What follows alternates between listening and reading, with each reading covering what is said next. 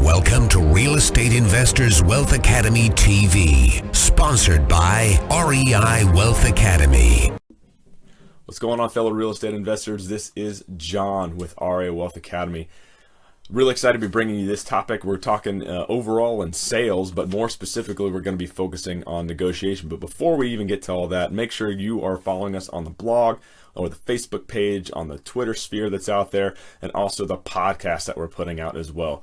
Like in your business, you can only take one step at a time. We can only provide one piece of content at a time, and we don't want to overwhelm you. We want to make sure that we're giving you content and just one thing at a time, one thing that you can implement today in your business, one piece of mindset, one piece of actionable topics that you can take home and implement right away. So with that, we're talking about negotiation. And more specifically, I want to talk about thinking about the end of it. And more specifically, what I want to talk about is I want you to begin with the exits in mind. Notice I said exits, not just the end, not just one exit, but multiple exits. We're all about creativity here.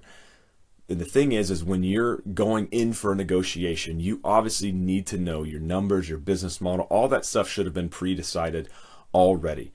But when you're going into the negotiation, you want to make sure that you have all the exits covered for what you're going to be going into. So all the creative stuff, because when you're actually selling, just like you went ahead and bought, you were trying to find out what the motivation was for the seller. Now that you're the seller, you're also now trying to find the motivation for the buyer to make sure that you're coming on their side of the table, meeting their need, but also making sure that they're meeting your need according to your business model. After all, you're in this to provide for your family, to make money, and to accomplish your big why.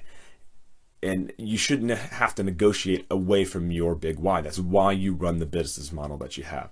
So mindset wise, when you're thinking about going into a negotiation, when someone finally is submitting an offer to you, make sure you've already thought about the exits. And if you haven't already and you have some time to respond back to their offer, make sure that you're now considering all the options that might be on the table. So with that, this is John. I'm going to sign off. Make sure you're following us again at reiwealthacademy.com, the blog, Roanoke Real Estate Education Group with Andy Sauerser and his team. Make sure you're getting on there on the Facebook group.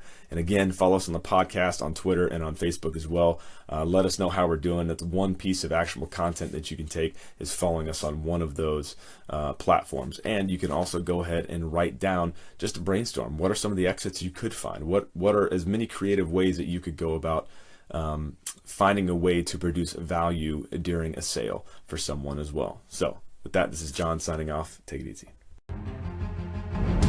Decide today you don't want to take a back seat. Finally break your financial life cycle. Learn more now at www.reiwealthacademy.com.